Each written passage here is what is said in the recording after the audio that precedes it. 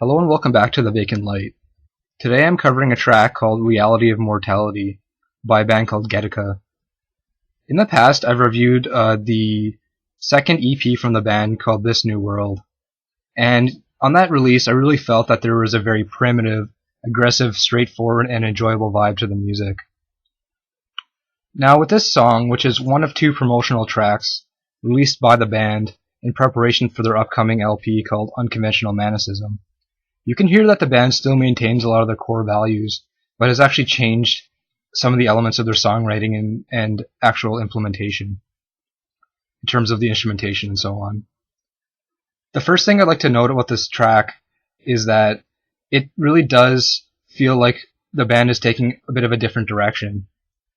Now the vocals for the most part are very visceral, pretty low and guttural, but at the same time you can see that the band is stepping a little bit beyond the traditional thrash and death metal influences in the vocals.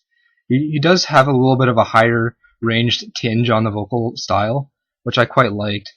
Overall, the vocals I found were the most guttural and the most straightforward and abrasive and aggressive element to the song, in my opinion. One thing you will notice is that if you have listened to their previous releases, they used to do this sort of vocal effect where it sounded like clean vocals, but was still aggressive and not quite melodic, sort of like a rejection or reaction to the consistently melodic attributes that most people use in sort of clean vocal styles. I really felt like that kind of vocal style would have added another level of dynamicy to the song that we have here, and I think I'd like to hear more of that style fused in with the kind of low and guttural style that they have here in the future. So maybe that's something we'll hear more on the rest of the record when it is released. Only time will tell. The guitar work is a little bit more intricate than in the past. The production has changed quite a bit, and you can hear the difference between the rhythm and lead guitar parts. The rhythm is pretty low, aggressive, and really gets kind of a thumpy vibe going to it. And the lead parts are more high in the neck, and they do have a little bit more intricacy than you would have heard from the band in the past. I really felt that the two guitar tracks really flowed well together, and overall the style of writing on this song is a little bit more richly layered than the music in the past.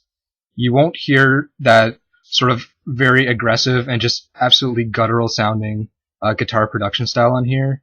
It is a little bit more polished, but at the same time, that level of richness does work well with that different guitar sound. The bass playing is actually quite good. It adds another sort of level to that stack of richness, which is an interesting take on a more progressive songwriting style.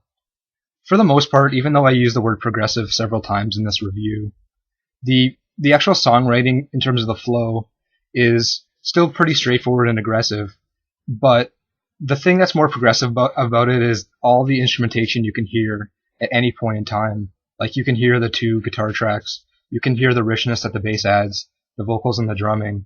So that's one of the things that I noticed, especially with the bass playing. It really added to that sort of style and vibe I felt on this track.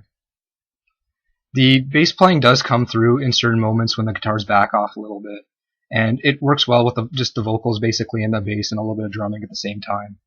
So I felt the warm sound from the bass at that sort of point, or those particular types of points on the track, really added a level to that richness. And finally, the drumming.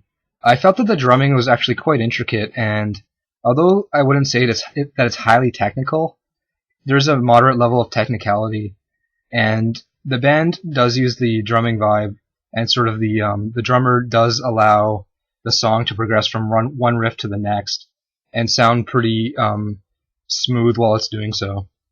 So I felt that the drum did a good job of sort of being the most underlying structure to the song, and allowing the other instruments to play off of that and build the layers that they have presented on this track. Overall, I'd like to say that my biggest gripe with this track is that it doesn't bring out the primitive and primal sort of feelings I get when I listen to the band's previous music. In the past, I felt that the most enjoyable parts of Gehtika's songs were when you could really feel the aggression of the guitar and the vocals building over top of that, and just that really harshness coming together in those layers.